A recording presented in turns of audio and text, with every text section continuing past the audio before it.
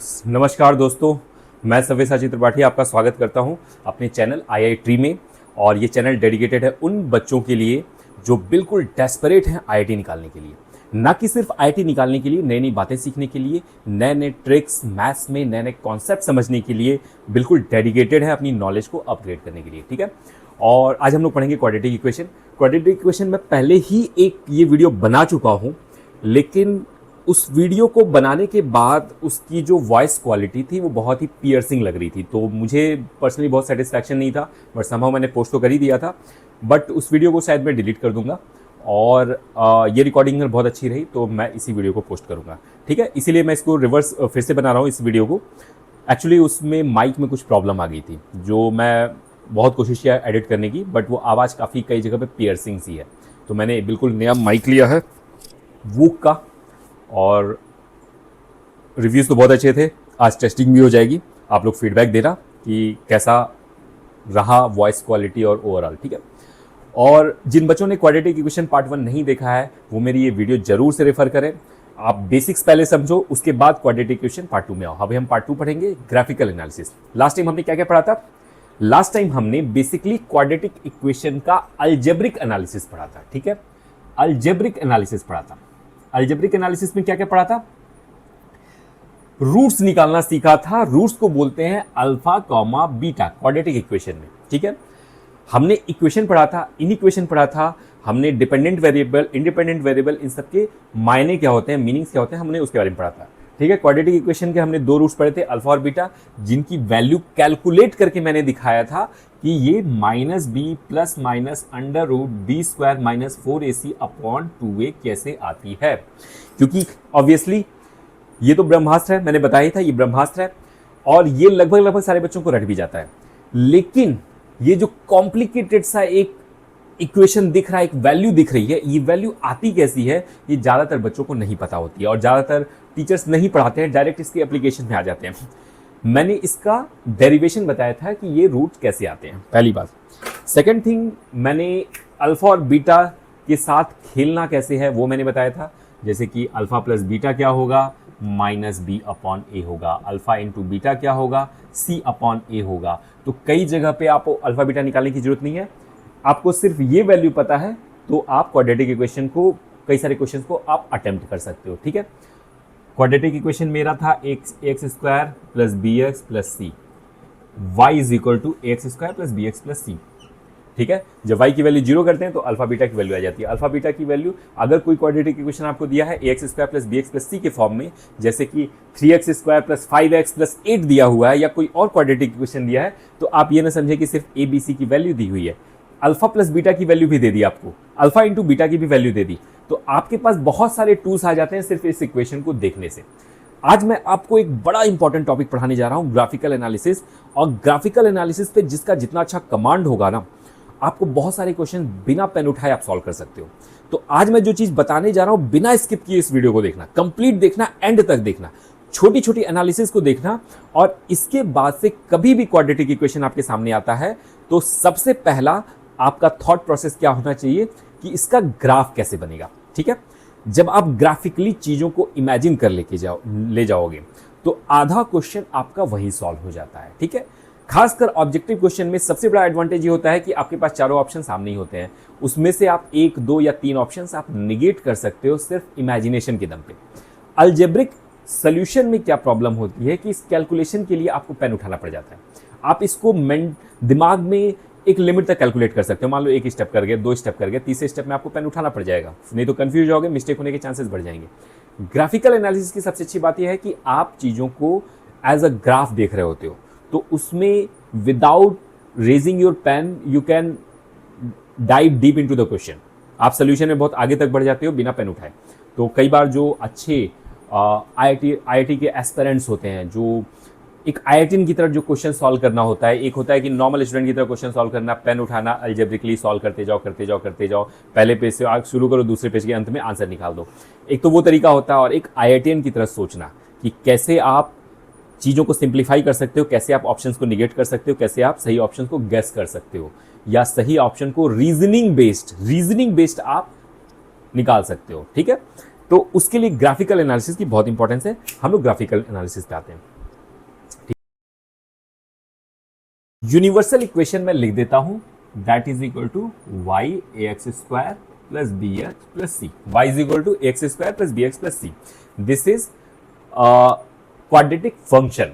ठीक है, अगर जिन बच्चों ने पैराबोला अब तक पढ़ लिया होगा, कॉनिक सेक्शन में पैराबोला पढ़ लिया होगा, उन्होंने देखा होगा कि पैराबोला का जो स्टैंडर्ड इक्वेशन होता है Y square is equal to 4ax। ठीक है, इस इक्वेशन और इस इक्वेशन में एक सिमिलैरिटी है। क्या सिमिलैरिटी है? कि इसमें एक वेरिएबल का पावर 1 है, दूसरे वेरिएबल का पावर 2 है। इसमें भी एक वेरिएबल का पावर 2 है, दूसरे वेरिएबल का पावर 1 है। तो ये जैसे क्वाड्रेटिक इक्वेशन है, ये भी एक क्वाड्रेटिक इक्वेशन है। बस डिफरेंस ये कि मेरे एक्सेस डिफरेंट हो गए। मीन्स इसमें y मेरा वो हो गया, डबल पावर में आ गया। तो क्वाड्रेटिक इक्वेशन और कुछ भी नहीं होता है, ग्राफिकल पॉइंट ऑफ व्यू से पैराबोला होता है, पैराबोला का भाई होता है। आप क्वाड्रेटिक इक्वेशन में पैराबोला पढ़ते हो और पैराबोला में क्वाड्रेटिक इक्वेशन पढ़ते हो। तो जब आप पैराबोला पढ़ोगे तो कहीं ना कहीं क्वाड्रेटिक इक्वेशन आपका रिपीट भी हो रहा होगा टू एन एक्सटेंट। ठीक है, तो जब हम इसका ग्राफ बनाते हैं Y square is equal to 4ax, तो ये ग्राफ कुछ इस तरीके से बनता है। ठीक है, Y square is equal to 4ax को मैं थोड़ा सा सिंप्लीफाई करूं तो y is equal to plus minus under root 4ax आ जाएगा। कहने का मतलब ये है कि x की एक वैल्यू के लिए y की दो वैल्यू मिलने वाली है, एक प्लस एक माइनस। x की वैल्यू में कोई भी एक वैल्यू लूंगा तो y की दो वैल्यू मिलेगी। x की एक वैल्यू के लिए y की दो वैल्यू मिलेगी, एक प्लस y एक माइनस y। ठीक है, ये है पैराबोला का इक्वेशन, ये है पैराबोला का ग्राफ। और ये पैराबोला की खासियत क्या होती है कि ये ओरिजिन से जाता है। क्यों ओरिजिन से जाता है? x की वैल्यू 0 रख के देख लो, y की वैल्यू 0 आ जाएगी। तो y की वैल्यू 0 आने का मतलब जब x 0 है तो y भी 0 है, यानी कि ओरिजिन से होकर मेरा पैराबोला पास हो रहा है। तो ये मेरा पैराबोला का इक्वेशन है। उस इक्वेशन और इस इक्वेशन में जो सिमिलैरिटी है मैंने ऑलरेडी बताया। जो डिफरेंस है वो ये है कि उसमें y सिंगल पावर में है, x डबल पावर में है। यानी कि y की एक वैल्यू के लिए x की दो वैल्यूज मिलने वाली है। जब हम उसके रूट्स निकालते हैं तो आपने देखा अल्फा और बीटा दो रूट्स निकलते हैं। y की वैल्यू क्या रखते हैं? 0। y की वैल्यू 0 के लिए x की दो वैल्यू निकल के आती है, अल्फा और बीटा। तो ऐसे ही y की वैल्यू 1 के लिए, 2 के लिए, 3 के लिए, y की किसी भी वैल्यू के लिए x की दो वैल्यूज निकल के आएगी। यानी कि ग्राफ ऐसे की जगह पे ग्राफ कैसे हो जाएगा? कुछ ऐसे हो जाएगा। माउथ ऊपर हो जाएगा या फिर माउथ नीचे हो जाएगा। पॉइंट ये है कि एक y के लिए, एक y पकड़ोगे तो दो x मिलेंगे। ठीक है, एक ये x मिलेगा x1, एक ये मिलेगा x2, एक y के लिए। एक y के लिए मेरे को इधर भी x पे कट करेगा, इधर भी x पे कट, इधर भी x मिलेगा, उधर भी x मिलेगा, इधर भी x मिलेगा। हो सकता है एक पॉजिटिव हो एक नेगेटिव, हो सकता है कि दोनों ही पॉजिटिव हो या फिर दोनों ही नेगेटिव हो। उसी के एनालिसिस करेंगे किस केस में क्या होगा। ठीक है, तो सबसे पहला जो चीज हमने सीखी कि इस इक्वेशन में माउथ या तो ऊपर होगा या तो माउथ नीचे होगा, और जो मेरा ग्राफ होगा वो पैराबोलिक होगा। इसको हम पैराबोलिक ग्राफ बोलते हैं। ठीक है, तो इसको तो हटा देते हैं हम, पैराबोला तो पढ़ नहीं रहे हम तो क्वाड्रेटिक इक्वेशन पढ़ रहे हैं। इसको भी हटा देते हैं। हम आते हैं क्वाड्रेटिक इक्वेशन में। तो फर्स्ट लर्निंग क्या थी मेरी? फर्स्ट लर्निंग ये थी कि क्वाड्रेटिक इक्वेशन का ग्राफ पैराबोला होगा, पैराबोलिक ग्राफ। ठीक है, सेकेंड लर्निंग क्या थी? जो इसका कॉन्केविटी कह लें, कॉन्केविटी या कॉन्वेक्सिटी, जो भी कह लो, कॉन्केविटी या कॉन्वेक्सिटी, कॉन्केविटी इधर अप होगा और डाउन होगा इस केस में। ठीक है, या तो ऊपर होगा या तो नीचे होगा। जो तीसरी बात यह है कि a की वैल्यू अगर पॉजिटिव है, a अगर मेरा पॉजिटिव है तो कॉन्केविटी अप होगा, यानी कि कॉन्केविटी अप होगा। और अगर a निगेटिव है तो मेरा कॉन्केविटी डाउन होगा। ठीक है, तो मेरा कॉन्केविटी डाउन होगा, यानी कि इस केस में a मेरा पॉजिटिव होगा, इस केस में मेरा a निगेटिव होगा। ठीक है, जब a पॉजिटिव होगा तो ऊपर होगा, a निगेटिव होगा तो नीचे होगा। फोर्थ थिंग, इसके रूट्स अल्फा बीटा कब आते हैं? जब y की वैल्यू हम 0 रख देते हैं। y की वैल्यू 0 का मतलब क्या होता है? एक्स एक्सिस का जो मेरा इक्वेशन होता है that is y is equal to 0। y axis का इक्वेशन क्या होता है? x is equal to 0। X axis से किसी भी पॉइंट पे जाएंगे तो मेरा y की वैल्यू 0 रहेगी। y एक्सिस से किसी भी पॉइंट पे जाएंगे तो मेरी x की वैल्यू 0 होगी। तो x एक्सिस पे यानी कि y इज इक्वल टू 0 पे मेरा दो रूट्स मिलते हैं तब जब मेरा डिस्क्रिमिनेंट ग्रेटर देन 0 होता है। डिस्क्रिमिनेंट ग्रेटर देन 0 होने का मतलब क्या हुआ? कि मेरे दो रूट्स मिलेंगे, यानी कि ये ग्राफ दो बार एक्स एक्सिस को कट करेगा, दो बार ये एक्स एक्सिस को कट करेगा। तो d ग्रेटर देन 0 होने का मतलब क्या होता है? d ग्रेटर देन 0 होने का क्या मतलब होता है? कि एक्स एक्सिस को दो बार कट करेगा। d इक्वल टू 0 होने का क्या मतलब होता है? मेरा एक रूट मिलता है। d इक्वल टू 0 होने का मतलब जो रूट्स होते हैं अल्फा बीटा की value minus B plus minus under root D upon minus B plus 2a upon 2a। तो d जब 0 हो जाएगा तो एक रूट मिलेगा माइनस बी अपॉन 2a। तो एक रूट का मतलब यह हुआ कि ग्राफ इसको टच करेगा, कट नहीं करेगा। कट करेगा तो दो रूट्स हो जाएंगे। एक रूट होने का मतलब है कि ग्राफ इसको सिर्फ टच करेगा। d लेस देन 0 होने का क्या मतलब हुआ? d लेस देन 0 होने का मतलब है कि एक भी रूट नहीं मिल रहा है। एक भी रूट नहीं मिलने का मतलब है कि ग्राफ इसको छुएगा भी नहीं, पास भी नहीं आएगा, एक्स एक्सिस से ऊपर ऊपर ही निकल जाएगा। ठीक है, ये तब है जब मेरा कॉन्केविटी अप है। अगर कॉन्केविटी डाउन होगा तो इस केस में d ग्रेटर देन 0 क्या होगा? कॉन्केविटी डाउन है फिर भी एक्स एक्सिस को दो जगह पे कट करेगा। अप है तो दो जगह पे कट करेगा, डाउन है तो दो जगह पे कट करेगा। अगर d इक्वल टू 0 है तो अप है तो टच करके निकलेगा, डाउन है तो भी टच करके निकलेगा। और d लेस देन 0 के केस में ये इसको नहीं कट करेगा, चाहे अप हो चाहे डाउन हो। ठीक है, इन एनी केस ये नहीं कट करेगा। नहीं कट करने का मतलब है कि एक्स एक्सिस को टच भी नहीं करेगा, यानी y किसी भी x के लिए 0 नहीं होगा। और अगर y की वैल्यू 0 रखते हैं तो x मेरा इमेजिनरी है। इमेजिनरी का मतलब आप बस इमेजिन कर सकते हो।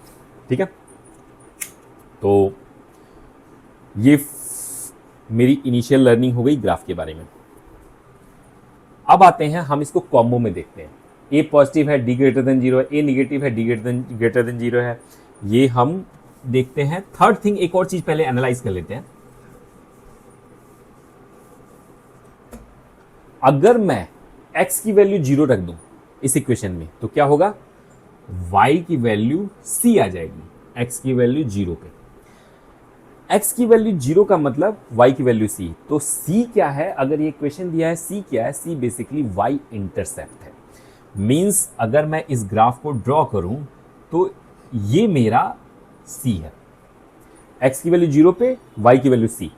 यानी कि इस ग्राफ पे अगर हम पॉइंट रखें, ये x1 y1 है, x1 पे y1, x2 पे y2, तो x की वैल्यू 0 पे y की वैल्यू c के बराबर होगी।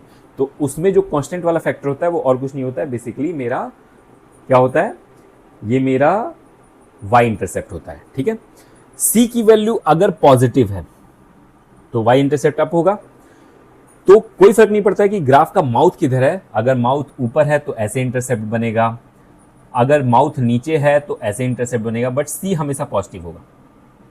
अगर c की वैल्यू पॉजिटिव है तो ऐसे इंटरसेप्ट बनेगा। c की वैल्यू निगेटिव है, c की वैल्यू पॉजिटिव है, a की वैल्यू पॉजिटिव है तो मेरा ऐसे इंटरसेप्ट बनेगा। ठीक है, c की वैल्यू अगर निगेटिव है तो y एक्सिस को ये निगेटिव में जाके कट करेगा, यानी कि माउथ ऊपर है तो ऐसे कट करेगा कहीं पे, माउथ नीचे है तो ऐसे कट करेगा, यानी कि c की value in any case negative आएगा।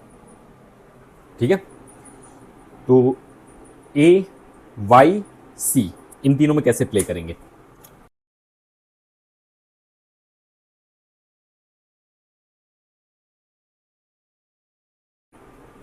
a greater than 0, d greater than 0, c greater than 0, क्या केस बनेगा? a ग्रेटर देन 0 यानी कि अप, d ग्रेटर देन 0 दो जगह पे x axis, c greater than 0 y intercept मेरा पॉजिटिव, यानी कि ये ग्राफ ऐसे बन सकता है। ठीक है, या फिर ऐसे भी बन सकता है।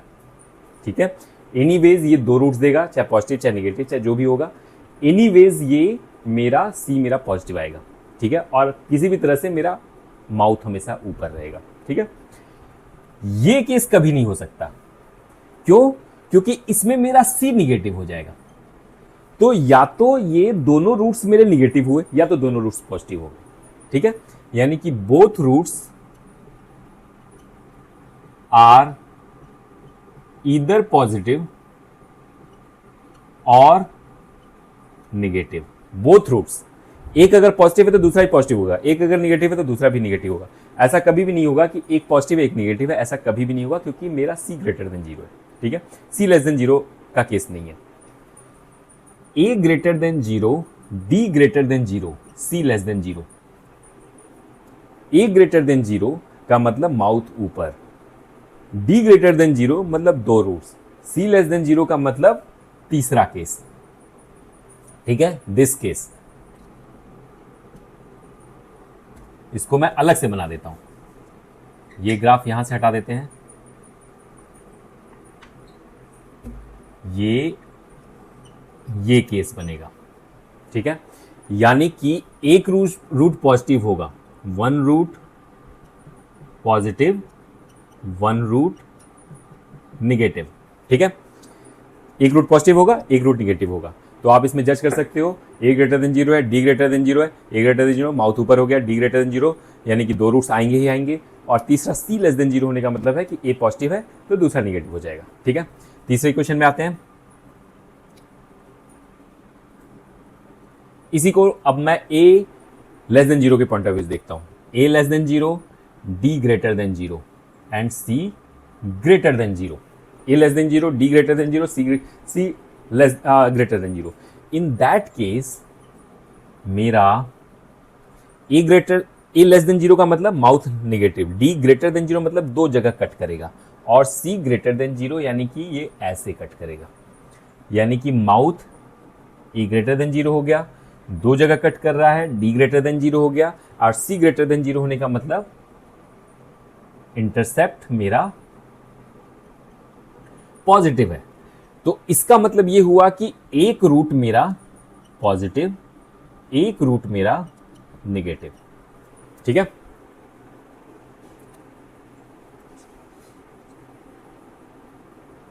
एक रूट पॉजिटिव एक रूट निगेटिव। ए लेस देन जीरो कर देते हैं, डी ग्रेटर देन जीरो रखते हैं, सी लेस देन जीरो करके देखते हैं। तब क्या होगा, मेरे को अब इंटरसेप्ट निगेटिव चाहिए। यानी कि इसी केस में मैं और एनालॉजी को आगे बढ़ाऊं तो ये केस बनेगा, सी लेस देन जीरो है, या फिर ये केस बनेगा, यानी कि बोथ रूट ईदर पॉजिटिव और नेगेटिव। बेटा जहां भी आपको लगता है नहीं समझ में आता है, आप वीडियो को स्टॉप करके देखना, लेकिन इस एनालिसिस को समझो।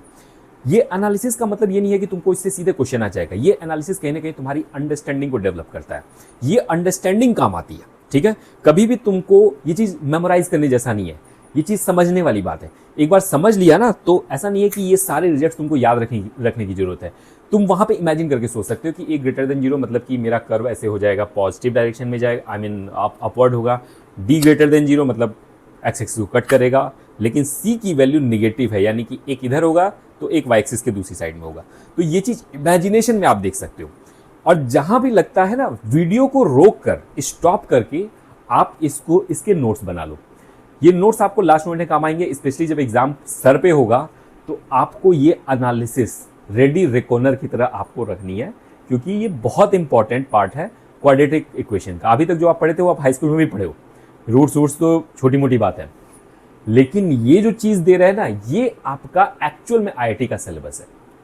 ठीक है, तो इस केस को देखते हैं, A less than zero, D greater than zero, C less than zero, यानी कि ये वाला केस बनेगा सी लेस देन जीरो, नीचे ही इंटरसेप्ट आना चाहिए, यानी कि दोनों रूट या तो निगेटिव होंगे या तो दोनों रूट पॉजिटिव होंगे, यानी कि बोथ रूट इधर पॉजिटिव और निगेटिव, दोनों केस हो सकता है।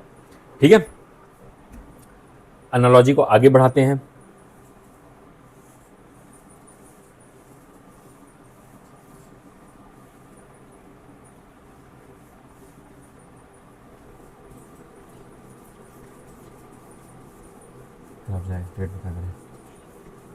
कुर्की कर रहे हैं ना फिर तो। हीरा ले रहा है, तंबू लगा के नहीं, 1005, 1008, डील फाइनल करिए, बात करिए, खुद थोड़ी करनी है। ठीक है, अब हम आते हैं a ग्रेटर देन जीरो को हम पूरी तरह से एनालाइज करते हैं। हमने d ग्रेटर देन जीरो लिखा, अब d लेस देन जीरो देखते हैं। d लेस देन जीरो है लेकिन c ग्रेटर देन जीरो है। a greater than zero upper side में, d लेस देन जीरो मतलब नहीं कट करेगा ग्राफ, यानी कि ये ऊपर ऊपर ही निकल जाएगा। c ग्रेटर देन जीरो यानी कि ये इक्वेशन बनेगा। ठीक है, जस्ट इसी में एक स्टेप अगर आगे सोचे, मैं a ग्रेटर देन जीरो करता हूं, d लेस देन जीरो करता हूं, c लेस देन जीरो हो सकता है क्या? c लेस देन जीरो हो सकता है क्या? अगर मेरा a ग्रेटर देन जीरो है, माउथ ऊपर होगा, d लेस देन जीरो यानी x एक्सिस को टच भी नहीं करेगा ये, यानी कि x एक्सिस के निगेटिव जाने का तो चांस ही नहीं है। तो c लेस देन जीरो कैसे हो सकता है? c तो कभी लेस देन जीरो हो ही नहीं सकता। हम देख ही सकते हैं कि ग्राफ किसी भी तरीके से निगेटिव डायरेक्शन में जा नहीं रहा है। इसको हम अलजेब्रिकली भी प्रूव करते हैं कि भाई ये केस क्यों नहीं पॉसिबल है। a greater than zero, d less than zero and c less than zero, ये केस क्यों नहीं पॉसिबल है? d लेस देन जीरो लिखने का मतलब होता है b square minus 4ac less than zero लिखना है, यानी कि b square is less then 4ac लिख रहे हैं हम। ठीक है, b स्क्वायर क्या है? एक पॉजिटिव इंटीजर हो गया, b की वैल्यू पॉजिटिव है निगेटिव है, स्क्वायर हमेशा पॉजिटिव होगा। ये लेस देन है, यानी कि ये पॉजिटिव है तो ये इसको भी पॉजिटिव होना पड़ेगा। इसको पॉजिटिव होने के लिए या तो a इंटू सी, 4 तो मेरा पॉजिटिव है ही, अगर मेरा a पॉजिटिव है तो c को भी पॉजिटिव होना पड़ेगा। ठीक है, a ग्रेटर देन जीरो हमने पहले ही डिक्लेयर कर दिया, यानी कि a मेरा पॉजिटिव है तो c 100% पॉजिटिव होगा। c अगर निगेटिव हो गया तो इसकी वैल्यू निगेटिव हो जाएगी, और एक निगेटिव वैल्यू से लेस वैल्यू भी निगेटिव ही होगी, लेकिन चूंकि b स्क्वायर है ये निगेटिव हो नहीं सकता। तो अल्जेब्रिकली भी अगर हम इसको एनालाइज करें तो हम इस चीज को समझ सकते हैं कि ये केस कभी भी गॉन केस है, गॉन केस, नॉट पॉसिबल। ठीक है, समझ में आया क्यों नहीं पॉसिबल है?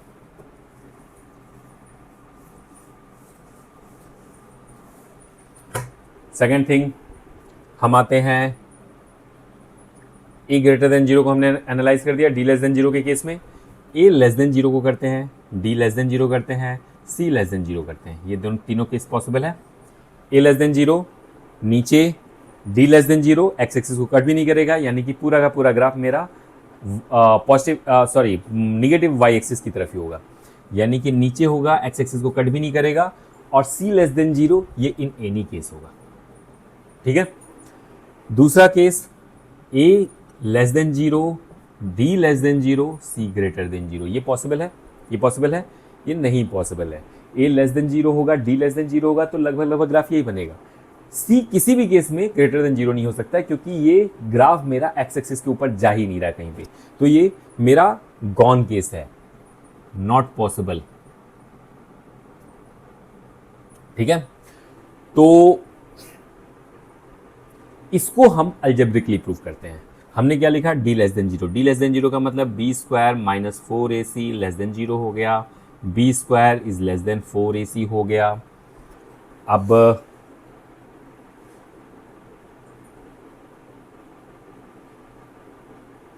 हाँ, अब b स्क्वायर तो पॉजिटिव है, लेस देन 4 इंटू ए इंटू सी, अगर a पॉजिटिव है तो c को पॉजिटिव होना पड़ेगा, तभी ये क्योंकि पॉजिटिव है, इससे ग्रेटर ये है तो ये भी पॉजिटिव है, और ये पॉजिटिव होने का मतलब है a पॉजिटिव है तो c भी पॉजिटिव होना पड़ेगा। लेकिन a लेस देन जीरो हमने डिक्लेयर कर रखा है, यानी कि a निगेटिव है तो c को भी निगेटिव होना पड़ेगा। ठीक है, a निगेटिव है तो c को भी निगेटिव होना पड़ेगा, तभी एक पॉजिटिव वैल्यू अटेन कर सकता है। ठीक है, तो अल्जेब्रिकली भी एनालाइज करेंगे तो c ग्रेटर देन जीरो का ऑप्शन नहीं है, अगर a लेस देन जीरो है तो c को लेस देन जीरो होना पड़ेगा, तो ये भी मेरा गॉन केस है, नॉट पॉसिबल केस है, ये नॉट पॉसिबल केस है। ठीक है, आते हैं नेक्स्ट पे।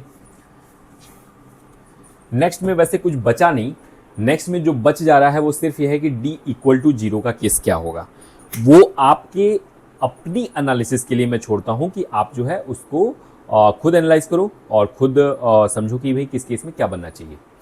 हम दूसरे पार्ट में आते हैं।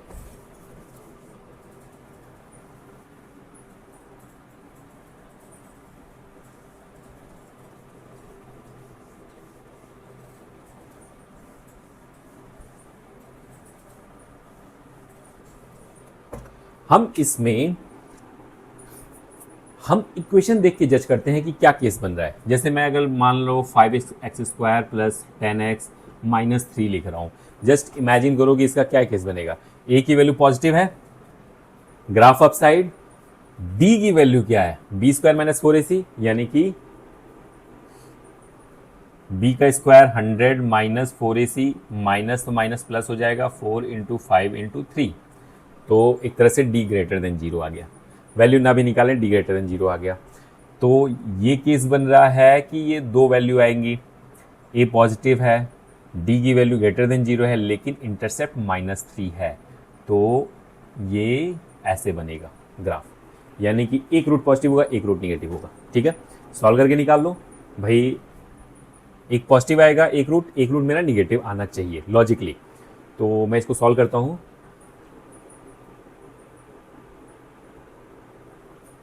डायरेक्ट मुझे वही ब्रह्मास्त्र चलाना पड़ेगा बेटा, कि ये -b plus minus √d upon 2a, d की वैल्यू मेरी कितनी आई थी, ये आई थी 160 आई थी। ठीक है, तो -b की value -10 plus minus √160 upon 2 into a की वैल्यू 5, तो मेरा 160 को 16 इंटू 10 कर सकते हैं, 16 इंटू 10 का मतलब 4 आ जाएगा। तो मैं लिख सकता हूँ भाई -10 प्लस माइनस √4 √10। ठीक है, √10 अपॉन 10, तो मैं इसको लिख सकता हूँ -1 प्लस माइनस 4 बाई √10। तो 4 बाई √10 की वैल्यू जो होगी ये 1 से थोड़ी सी ज़्यादा होगी। ठीक है, 1 से ज़्यादा होने का मतलब है कि जब ये प्लस होगा तो ये -1 को खा जाएगा और कुछ फ्रैक्शन पार्ट बच जाएगा पॉजिटिव, और अगर ये निगेटिव होगा तो निगेटिव ऐड हो जाएंगे, तो एक वैल्यू मेरी निगेटिव आ जाएगी और एक वैल्यू, चूंकि इसकी वैल्यू 1 से ज़्यादा हो रही है तो एक वैल्यू मेरी पॉजिटिव हो जाएगी। ठीक है, तो अलजेब्रिकली भी हमने देखा कि एक पॉजिटिव एक निगेटिव वैल्यू आई। हम कॉमन सेंस से वैसे ही देख रहे थे, बिना पेन उठाए हमने इसको देख लिया भाई, दिमाग में इमेजिन किया कि 5 पॉजिटिव है, अप होगा, d कैलकुलेट कर लिया, मान लो एक बार को d कैलकुलेट किया, मेरा पॉजिटिव आया, यानी कि दो जगह पे कट करेगा। c की वैल्यू -3 है, यानी कि ये एक पॉजिटिव एक निगेटिव रूट आना चाहिए। ठीक है, तो ग्राफ को आप इक्वेशन देखकर ग्राफ को इमेजिन करने की कोशिश करो, और जितने क्वेश्चन आप सॉल्व करोगे धीरे धीरे आप बहुत ही ज़्यादा जैसे ग्लेब हो जाओगे, you will be expert of this, कि जैसे ही आपको इक्वेशन दिखेगा आपको ग्राफ देखना शुरू हो जाएगा। ठीक है, तो जब आप फेडरर और नडाल के लेवल पे पहुंचोगे ना, तो सारे शॉट्स आपको बहुत आसान दिखेंगे, अभी आपको टफ लग रहे होंगे।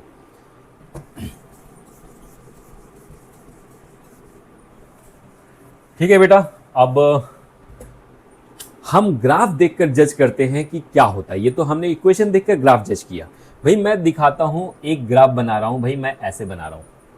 इस ग्राफ को देखकर हम क्या बोल सकते हैं, a < 0 है। इस ग्राफ को हम देख के सीधे बोल सकते हैं d ग्रेटर देन 0 है, और इस ग्राफ को देख के हम बोल सकते हैं c < 0 है। ठीक है, दिख रहा है सब कुछ यहीं पे साफ साफ। मैंने एक ग्राफ बनाया, क्या जज कर सकते हैं, a greater than 0, d greater than 0, दो जगह पे कट कर गया, यानी कि डिस्क्रिमिनेंट मेरा ग्रेटर देन 0 है, और c मेरा पॉजिटिव है, c ग्रेटर देन 0। इस ग्राफ को देख के मैं जज कर सकता हूं। दूसरे ग्राफ पे आते हैं,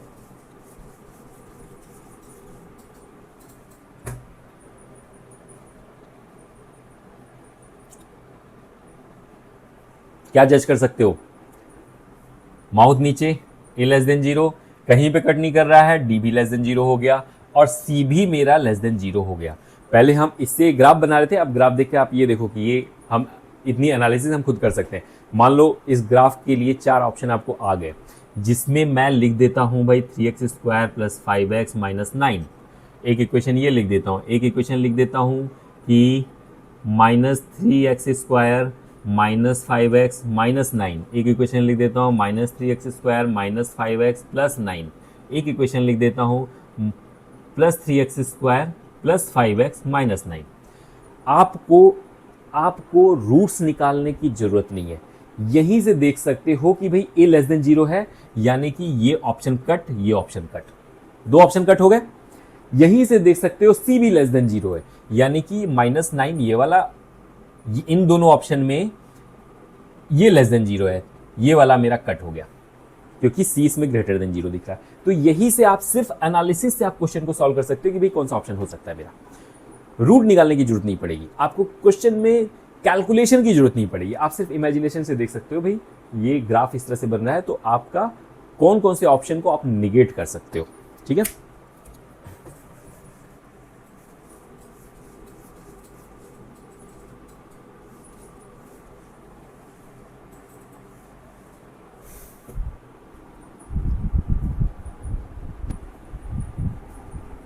ठीक है।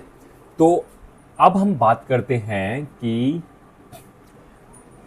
कोई भी मेरा ग्राफ हो, ऊपर हो नीचे हो, इसकी मैक्सिमा और मिनिमा वैल्यू क्या होगी। ठीक है, मेरा क्वाड्रेटिक इक्वेशन का ग्राफ ये तो यूं बनेगा या तो यूं बनेगा। कहने का मतलब ये है कि मैं ये नहीं कह रहा हूं कि एक्स एक्सिस को कट करेगा, नहीं कट करेगा। पॉइंट ये कि या तो माउथ ऊपर होगा या तो माउथ नीचे होगा। दोनों केस में मेरा एक पीक बनता है। ठीक है, क्वाड्रेटिक इक्वेशन की खासियत होती है कि क्वाड्रेटिक इक्वेशन में सिर्फ एक ही पीक होता है। जैसे साइन थीटा का ग्राफ है, साइन थीटा के ग्राफ में इनफाइनाइट पीक्स होते हैं। अगर आपको याद होगा साइन थीटा ग्राफ कैसे होता है, यूं होता है इनफाइनाइट। इसमें मेरे पीक पॉइंट्स बनते हैं, ये पीक पॉइंट हो गया, ये पीक पॉइंट हो गया, ये पीक पॉइंट हो गया, ये पीक पॉइंट हो गया। क्वाड्रेटिक इक्वेशन में हमेशा और हमेशा एक पीक पॉइंट बनता है, या तो वो मिनिमा होगा और या फिर ये मैक्सिमा होगा। जिन बच्चों ने मिनिमा और मैक्सिमा मिनिमा की क्लास अगर नहीं देखी है, मेरा उसका वीडियो पड़ा हुआ है और आपको साइड में दिख रहा होगा मैक्सिमा मिनिमा का वीडियो, आप उसको जरूर से रेफर करो। मैक्सिमा मिनिमा एक बहुत ही बढ़िया टॉपिक है और सबसे बड़ी बात है ना, एक हथियार है आपके लिए। किसी भी ग्राफ को जब हम एनालाइज करते हैं तो सबसे पहले तो हम ग्राफिकली देखते हैं कि उसका ग्राफ बनेगा कैसे। ठीक है, दूसरी चीज हम क्या कर सकते हैं, हम एक्सट्रीमिटीज देख सकते हैं। ठीक है, किसी भी डेटा को एनालाइज करते हैं, मान लो मैं इंडिया की पॉपुलेशन को एनालाइज करूं, तो मैं सबसे पहले क्या देखता हूं कि भाई सबसे ज्यादा पॉपुलेशन कौन से रिलीजन की है। ठीक है, सबसे ज्यादा पॉपुलेशन कौन से स्टेट की है। तो हम एक्सट्रीम वैल्यूज को ऑलमोस्ट किसी भी टाइप के एनालिसिस में एक्सट्रीम वैल्यूज को एनालाइज करते हैं। मैक्सिमा मिनिमा क्या होता है कि मेरा एक्सट्रीम वैल्यू होता है और उसको एनालाइज करने का जो मेरा तरीका होता है डिफरेंशिएशन का इस्तेमाल करके, स्पेशली ग्राफ में, वो मैंने अपनी वीडियो में दिखाया हुआ है। बहुत ही कॉन्सेप्चुअल टॉपिक है। एक और ब्रह्मास्त्र है आपके हाथ में, एक ऐसा ब्रह्मास्त्र जो कहीं भी आप कभी भी फिजिक्स में कहीं भी आप लगा सकते हो, चाहे फिजिक्स हो चाहे मैथ्स हो। इक्वेशन सामने रखा है, आप उसका एक्सट्रीम वैल्यू निकाल सकते हो। ग्राफ सामने रखा है, आप उसका एक्सट्रीम वैल्यू निकाल सकते हो। ठीक है, तो मैक्सिमम मिनिमम वाला आप मेरा वीडियो जरूर देखना, मैं लिंक आपको डिस्क्रिप्शन बॉक्स में डाल दूंगा। ठीक है, फिलहाल हम बात करते हैं मैक्सिमा हो या मिनिमा हो। बेसिकली एक्सट्रीम वैल्यू का मतलब ये नहीं होता है कि वो सबसे हाईएस्ट वैल्यू है। एक्सट्रीम वैल्यू का मतलब ये होता है कि उसके ठीक आगे और उसके ठीक पीछे, यानी कि उसके प्रीवियस वाला जो वैल्यू होता है, उसके जस्ट नेक्स्ट वाला वैल्यू होता है, दोनों उससे कम होते हैं। यानी कि ग्राफ वहां पे टर्न ले रहा होता है। इसके पहले भी कम होता है, इसके बाद भी कम होता है। टर्न ले रहा होता है, इसके पहले भी ज़्यादा होता है, इसके बाद भी ज़्यादा होता है। तो समहाउ ये जो मेरे पीक्स होते हैं, ये सिंगल पीक बनता है मेरा क्वाड्रेटिक इक्वेशन में। ठीक है, X square plus B X plus C. इसकी वैल्यू क्या आएगी अगर मैं अलजेब्रिकली देखूं तो ये मेरा अल्फा है, ये मेरा बीटा है, दो रूट्स हैं। इस केस में जहां पे मेरा रूट मेरा वो आ रहा है, जहां पे ये मेरे रूट जो है आ रहे हैं, जहां पे रूट मेरे इमेजिनरी है, मैं उनकी बात नहीं कर रहा, उनमें भी केस सेम ही होगा, लेकिन फिर भी सिमेट्रिकली हम देख सकते हैं कि ये वाला पॉइंट ठीक मिड पे होगा। यहां से ग्राफ सिमेट्रिकल है, तो ये लाइन कहीं ना कहीं एक्सिस ऑफ सिमेट्री है, तो इस पे ये अल्फा और बीटा मेरे सिमेट्रिकली डिस्ट्रीब्यूटेड होंगे, यानी कि इस पॉइंट का कोऑर्डिनेट होगा अल्फा प्लस बीटा बाई 2। ठीक है, और उसके करस्पॉन्डिंग हम y की वैल्यू निकाल सकते हैं हम इक्वेशन में डाल के। ठीक है, ये मेरा y का इक्वेशन है। तो अल्फा प्लस बीटा बाई 2 की वैल्यू क्या आएगी, अल्फा प्लस बीटा हम जानते हैं कि माइनस बी अपॉन 2a होती है, माइनस बी अपॉन ए होती है। तो अल्फा प्लस बीटा बाई 2 क्या होगा, माइनस बी अपॉन 2a, यानी कि इस पॉइंट का एक कोऑर्डिनेट तो हमेशा माइनस बी अपॉन 2a आने वाला है, और वो कोऑर्डिनेट कौन सा है, एक्स कोऑर्डिनेट है। हम आते हैं इस वैल्यू के लिए, y की वैल्यू क्या होगी हम डाल के देख लेते हैं। y की वैल्यू होगी a, एक्स स्क्वायर क्या होगा B square upon 4a square plus b, X की वैल्यू क्या होगी minus B upon 2a plus सी।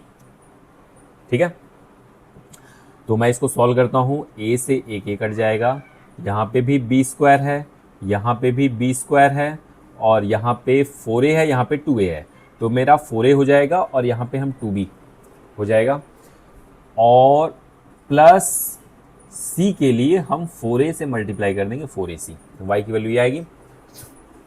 तो b square minus 2b square हो जाएगा, minus b square plus 4ac upon 4a हो जाएगा।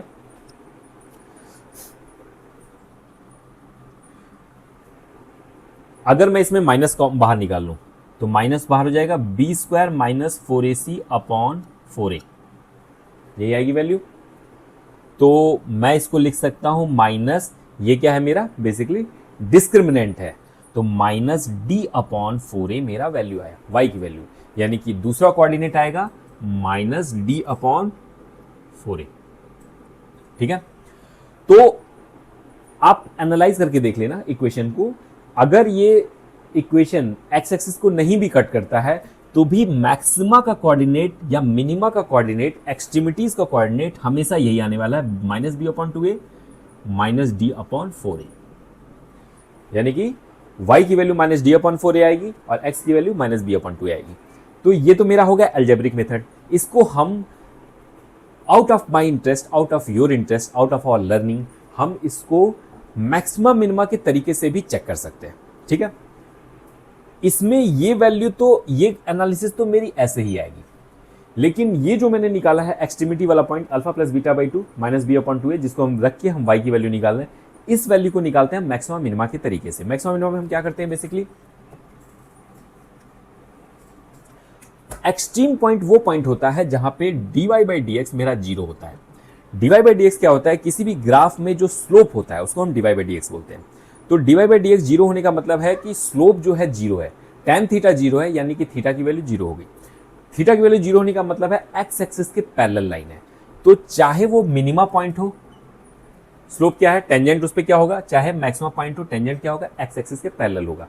इन एनी केस जब एक्स एक्सिस के पैरेलल होगा तो tan थीटा की वैल्यू मेरी जीरो हो जाएगी। tan थीटा की वैल्यू जीरो होने का मतलब है कि dy बाई dx की वैल्यू जीरो हो जाएगी। तो dy बाई dx हम करते हैं इसमें 2ax plus b is equal to zero आनी चाहिए, यानी कि x की value minus b upon 2a आनी चाहिए। यही चीज हम अल्फा प्लस बीटा बाई 2 करके निकाले थे। तो x की value minus b upon 2a के पॉइंट पर y की वैल्यू या तो मैक्सिमा होगी या तो मिनिमा होगी। ठीक है, मैक्सिमा होगी कि मिनिमा होगी, हम ये चीज कैसे निकालते हैं, d2y बाई dx2 करके निकालते हैं। सेकेंड टाइम हम इसको डिफ्रेंशिएट करेंगे तो 2ax प्लस b को जब सेकेंड टाइम डिफ्रेंशिएट करेंगे तो ये 2a बचेगा। 2a बताएगा कि ये मेरा मैक्सिमा होगा कि मिनिमा होगा। अगर 2a पॉजिटिव है तो मिनिमा होगा, अगर 2a निगेटिव है तो मैक्सिमा होगा। a की वैल्यू पॉजिटिव है तो मेरा ग्राफ ऐसे बनेगा, यानी कि मेरी मिनिमा वैल्यू आएगी। पॉजिटिव है मिनिमा। अगर a की वैल्यू निगेटिव है तो ग्राफ ऐसे बनेगा, कैसे भी बनेगा, चाहे कट करे चाहे ना कट करे, पर मेरा माउथ नीचे होगा। माउथ नीचे होने का मतलब है मेरा एक्सट्रीमिटी मैक्सिमा बनेगा। डिफरेंशिएशन की मेथड से भी देखें, मैक्सिमा मिनिमा की मेथड से देखें, तो निगेटिव है तो मेरा मैक्सिमा वैल्यू आएगी, मिनिमा नहीं आएगी, इन दैट केस मैक्सिमा वैल्यू आएगी। ठीक है, इसमें कहीं भी कुछ कंफ्यूजन हो तो आप मेरा मैक्सिमम मिनिमा का वीडियो जरूर से रिवाइज कर लेना, एक बार रिकैप कर लेना। ठीक है, तो हम इस तरीके से एनालाइज करके हम ये दोनों पॉइंट निकाल सकते हैं। रेडीमेड फॉर्मूला क्या है, minus B upon 2a minus D upon 4a। ठीक है, तो आप यहां से इसका मिनिमम वैल्यू आप कैलकुलेट कर सकते हो। ठीक है, कुछ क्वेश्चन सॉल्व करते हैं। तो पहला क्वेश्चन ये है कि graph of a polynomial y is equal to X X square plus K X minus X plus 9 is above X axis. Above X axis मतलब ये, this is the case, is above X axis the possible value of k। ये चार option दिए हैं। किसी भी question solve करने के लिए हमारा अप्रोच क्या होना चाहिए, एक कॉमन अप्रोच मैं बताता हूं। इस अप्रोच को आप हर क्वेश्चन में अप्लाई कर सकते हो। सबसे पहली चीज क्या होती है, हमारी किस चीज पे नजर होनी चाहिए क्वेश्चन में, कि हमें डाटा क्या क्या दिया हुआ है। ठीक है, दूसरी नजर क्या होती है, पूछा क्या है। तो दो ही पार्ट होता है क्वेश्चन का, डेटा क्या दिया हुआ है, पूछा क्या है, और इस क्वेश्चन को सॉल्व करने के लिए जिस भी चैप्टर में आप हैं उस चैप्टर में आपके पास एम्यूनेशंस क्या क्या है, ठीक है। जैसे मैक्सिमा मिनिमा एक मेरा एम्यूनेशन है, छोटे छोटे फॉर्मूला अल्फा बीटा की वैल्यू मेरा एक एम्यूनेशन है। तो ये मेरे हथियार हैं जिसका मैं इस्तेमाल करने वाला हूँ।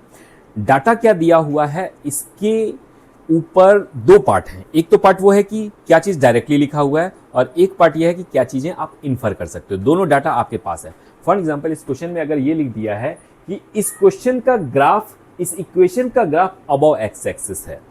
अबव एक्स एक्सिस लिखने का मतलब है कि डाटा क्या क्या दिया है। सबसे पहला डाटा तो ये दे दिया कि डी लेस देन 0 है, ठीक है। सबसे पहला तो डाटा ये दे दिया डी लेस देन 0 है। दूसरा डाटा दे दिया कि मेरा सी ग्रेटर देन 0 है। डी लेस देन 0 क्यों है भाई? डी लेस देन 0 क्यों है? ओहो, ये पेन चला गया क्या? हाँ, लग गया, ठीक है। डी लेस देन 0 क्यों है? क्योंकि अबव एक्स एक्सिस है। अबव एक्स एक्सिस का मतलब एक्स एक्सिस को कहीं भी कट नहीं कर रहा है, कहीं भी कट नहीं कर रहा मतलब रूट्स एग्जिस्ट ही नहीं करेंगे। तो ये मेरा क्वेश्चन में डाटा दिया हुआ है, इसके लिए मुझे कुछ और डेटा की जरूरत नहीं है, क्वेश्चन में ऑलरेडी लिख दिया। डी लेस देन 0 है, यहीं से मेरा क्वेश्चन आधा तो मेरा सॉल्व होता दिख रहा है, यानी कि B square minus 4ac should be less than 0। B square minus 4ac में हम क्या करेंगे, के बी क्या है, के माइनस 1 का whole square minus 4ac 1 into 9 is less than 0। K square plus 1 minus 2k plus minus 36 less than 0। तो मैं इसमें लिख सकता हूं के स्क्वायर माइनस 36 प्लस वो minus 2k plus 35 minus 35 is less than 0, ठीक है। K square minus 2k minus 35 is less than 0। मैं इसको फैक्टराइज करता हूं तो minus 7k plus 5k minus 35 less than 0। के कॉमन कर लिया, के माइनस 7 प्लस 5 कॉमन कर लिया, के माइनस 7 लेस देन 0। अब के माइनस 7 को कॉमन कर लिया तो यहां से बचा के, यहां से बचा 5 लेस देन 0। पॉइंट ये है कि ये वैल्यू लेस देन 0 होने का मतलब है कि इन दोनों में से कोई एक निगेटिव है, कोई एक पॉजिटिव। अगर दोनों निगेटिव हो गए तो ये ग्रेटर देन 0 हो जाएगा, और अगर दोनों पॉजिटिव हो गए तो भी ग्रेटर देन 0 है। तो या तो ये लेस देन 0 ये है, के माइनस 7 लेस देन 0 है, के माइनस 7 लेस देन 0 है, यानी कि k लेस देन 7 है। इन that case k plus 5 should be greater than 0, यानी कि k should be greater than minus 5। k should be less then 7, greater than minus 5। तो एक तो ये इक्वेशन बनता है मेरा, ऑप्शन में है -5, 2 ऑप्शन है, ये option k is greater than -5 है, तो ये मेरा ऑप्शन नहीं बन रहा है। -5, 7 है, -5, 2 है। एक मिनट यानी कि स्क्रीन -5, 7 है ये। तो -5 से ग्रेटर और 7 से लेस, ये मेरा ऑप्शन निकल के आ रहा है, ठीक है। दूसरा भी हमें एक बार एनालाइज करके देख लेते हैं। दूसरा केस क्या है कि मेरा k माइनस 7 ग्रेटर देन 0 हो जाए,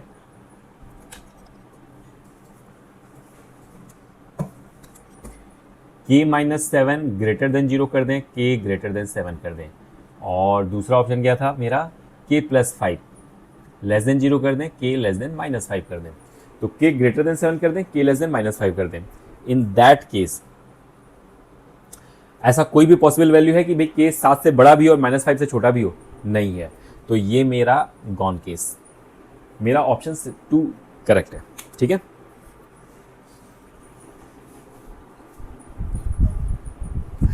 नेक्स्ट क्वेश्चन में आते हैं। नेक्स्ट क्वेश्चन क्या बोलता है कि भाई फाइंड एफ मैक्स और एफ मिन, वट एवर, वो आपको एनालाइज करना है कि मैक्स होगा कि मिन होगा, for following polynomial equation over x is element of all real numbers, ठीक है। तो मेरा पॉलिनोमियल क्या है, -3x² प्लस 5x माइनस 4।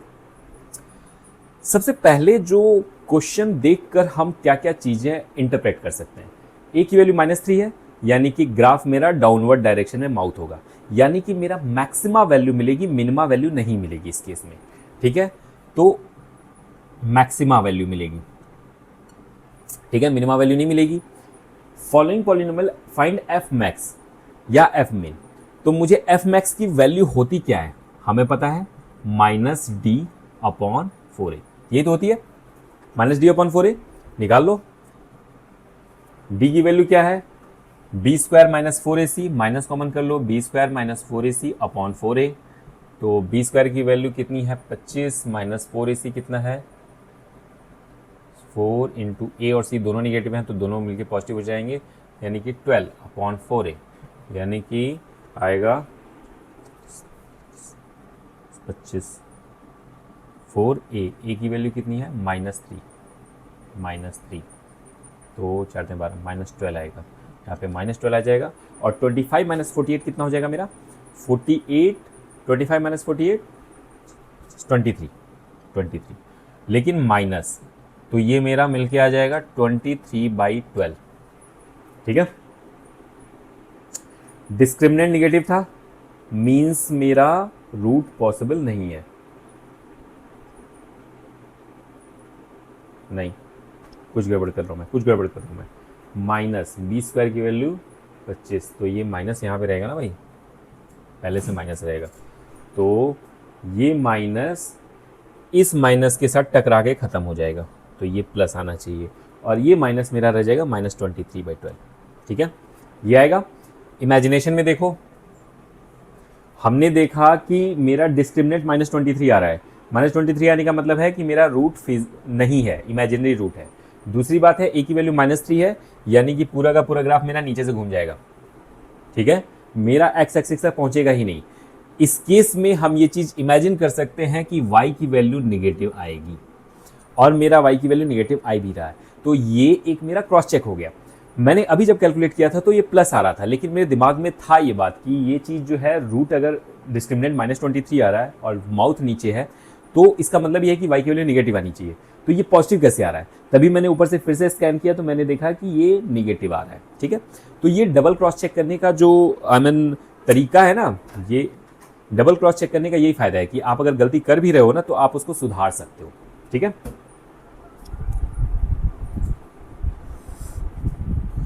तो दोस्तों यहाँ पे हम अपनी वीडियो को एंड करते हैं, और क्वाड्रेटिक इक्वेशन पार्ट 2 में आई होप कि आपको ग्राफिकल पार्ट अच्छे से समझ में आया होगा। आप इस पे खूब प्रैक्टिस करो, आगे से क्वाड्रेटिक इक्वेशन का जो भी क्वेश्चन आएगा तो आप उसको अलजेब्रिकली ना सोचकर हमेशा आप ग्राफिकली सोचो, ये आप प्रैक्टिस करो। मैं पर्सनली हर अपने स्टूडेंट को यही बोलता हूँ कि जो फंक्शन वाला पार्ट है और जो ये ग्राफ वाला पार्ट है, ये इतना इम्पॉर्टेंट है कि जितना ज़्यादा आप ग्राफिकली चीज़ों को इमेजिन करने लगते हो उतना क्वेश्चन आपका आसान होता जाता है। तो आप क्वाड्रेटिक इक्वेशन में जब भी क्वेश्चन सॉल्व करो तो आप इसको ग्राफिकली जरूर एनालाइज करो, इसको अपना हैबिट बनाओ। 100% आपको आईआईटी के एग्जाम्स में आपको क्वेश्चंस को स्पीडली सॉल्व करने में इससे आपको हेल्प मिलने वाली है, ठीक है। और वीडियो को लाइक करें तो वीडियो पसंद आए तो आप उसको लाइक करो, कमेंट्स करो, कुछ ना समझ में आए या कोई चीज़ अच्छी लगती है या कोई चीज़ मुझे इंप्रूव करनी चाहिए वो आप कमेंट करके मुझे बताओ, और बेल आइकन प्रेस करो, सब्सक्राइब करो, ये सब पता ही है, वो यही बोलूँगा और क्या बोलूँगा। और best of luck for your attempts and for your preparation. Let's do hard work, let's crack the exam, me and you. Thank you.